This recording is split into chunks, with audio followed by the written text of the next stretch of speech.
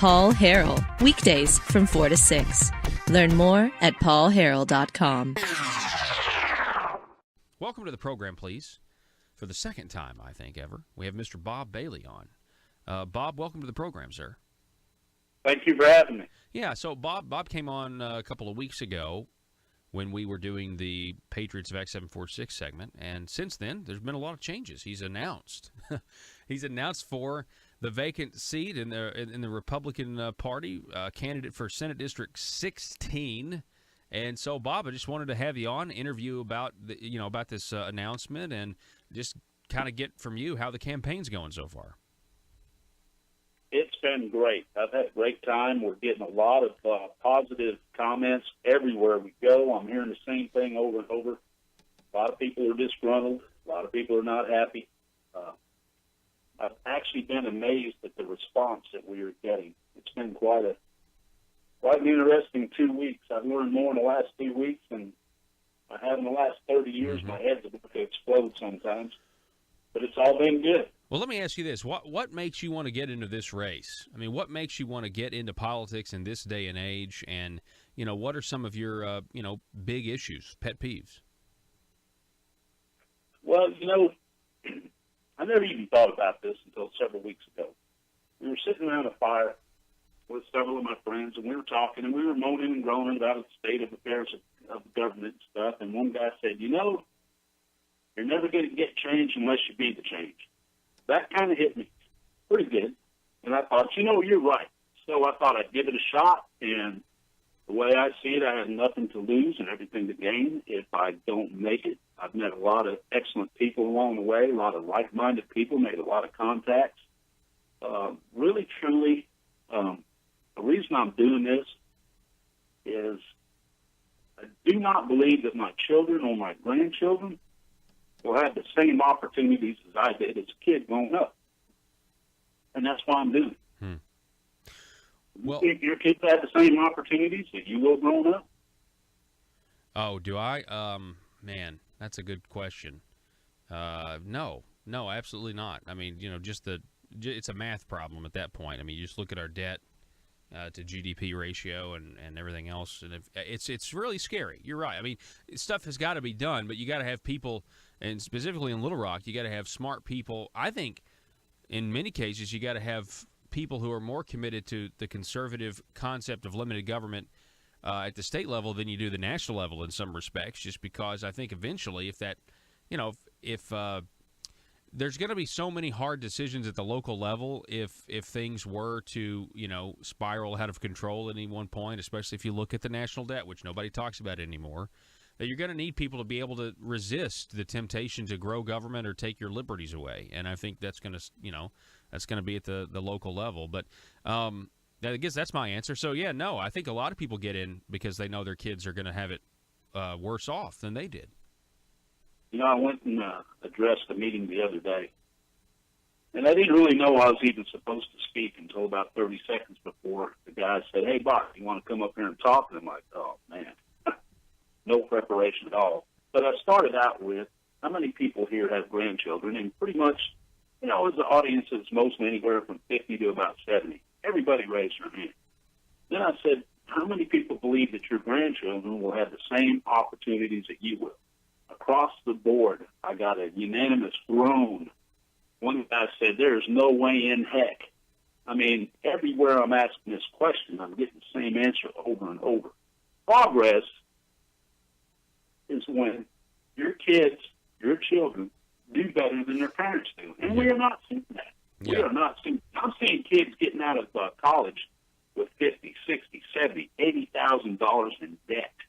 I mean, they're going to be 45 years old, 50 years old before they even pay it off. It's almost like they're being set up to fail with loans like that. Yeah. I think we can do better than that. Well, yeah, or just become, dependent on the government or something like that. Let me ask you about that, overall philosophy, or just actually, let's just go with some specifics.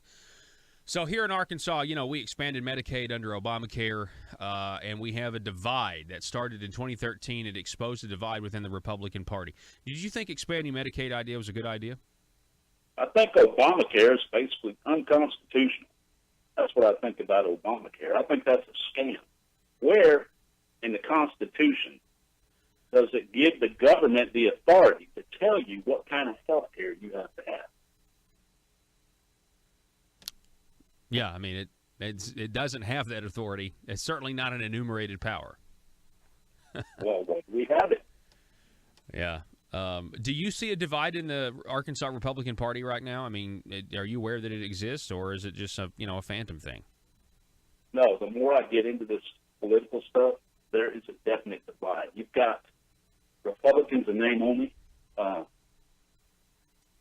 You can talk one thing, but actions speak louder than words. You look at their voting records, and they're voting like a bunch of Democrats. I did hear a word that I had never heard a few days ago. Have you ever heard of a progressive Republican? I mean, really? A progressive Republican? I'm like, dude, you're in the wrong party if you're thinking progressive anything. Did somebody did somebody identify themselves as that? Is it like, hey, this is a good thing? Yes. How about fell over? I couldn't believe it. Wow. That's crazy. What you're seeing. Now, you got people like me that, I think we've got the best form of government that the world has ever seen. But it's been perverted and subverted by socialism, communism. We've got people that are running elections and saying, I'm a Republican, just to tip the balance of favor to the other side, and then they vote like a Democrat.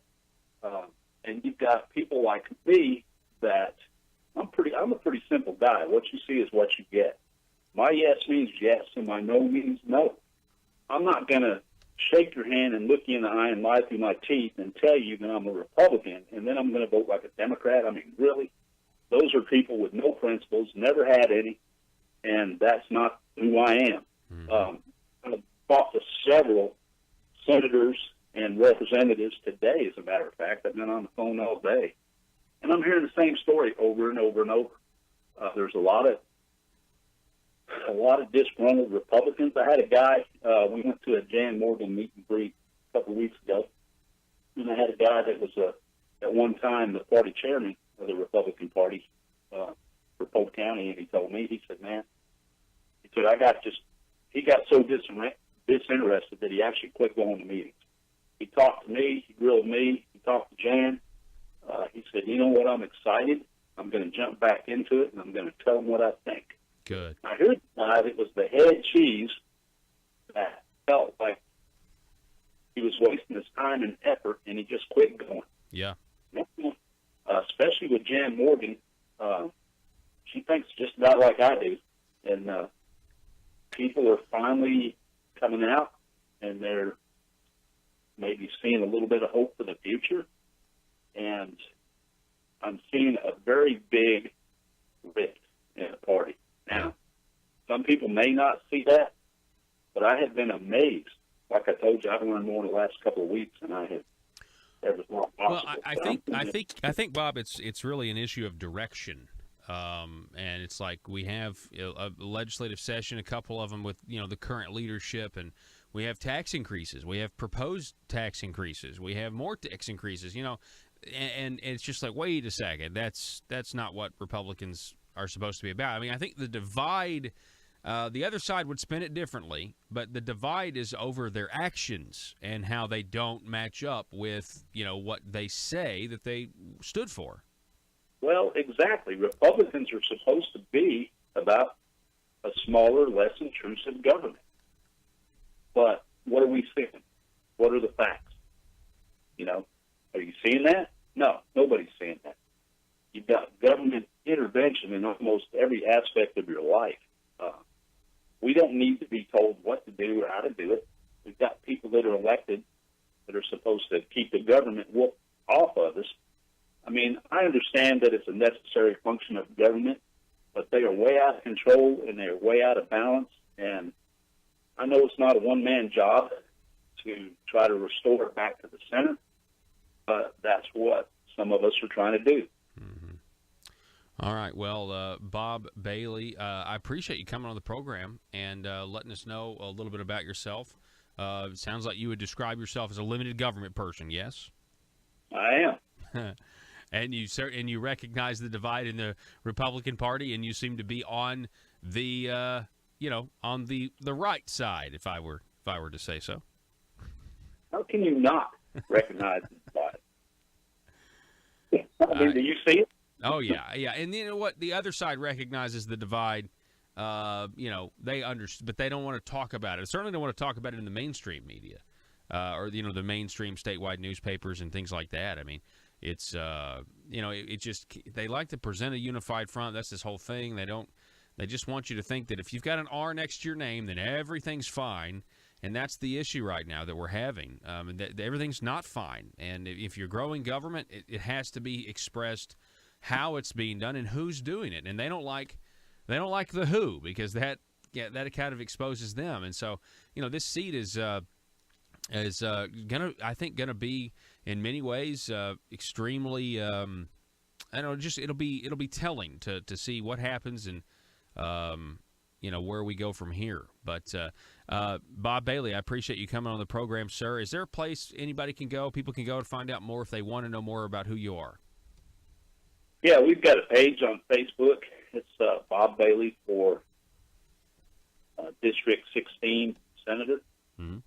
They can go on there, and I've here the last few days I've been outlining a lot of the positions that I'm standing on.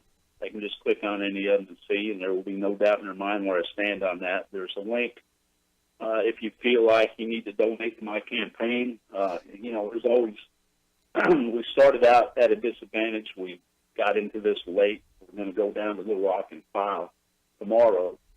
And, it just takes a lot of money. The filing fee I thought was a little extravagant, but they didn't ask me. But, you got the cost of cards and signs and advertising. And we're a little behind on the funding, but, maybe with your help, we can bump that up a little bit. And, just tell them to click on the website and find out. And I am pretty good to answer questions. Now, sometimes it's not till late at night till I can even get to it. But if they've got any questions they want to ask, I'll, do it. And I'll click on it, and I'll tell them what I think. They may not like it, but there will be no doubt in their mind. And, here's the thing, too. It's a free country. I don't expect you to like everything I'm saying.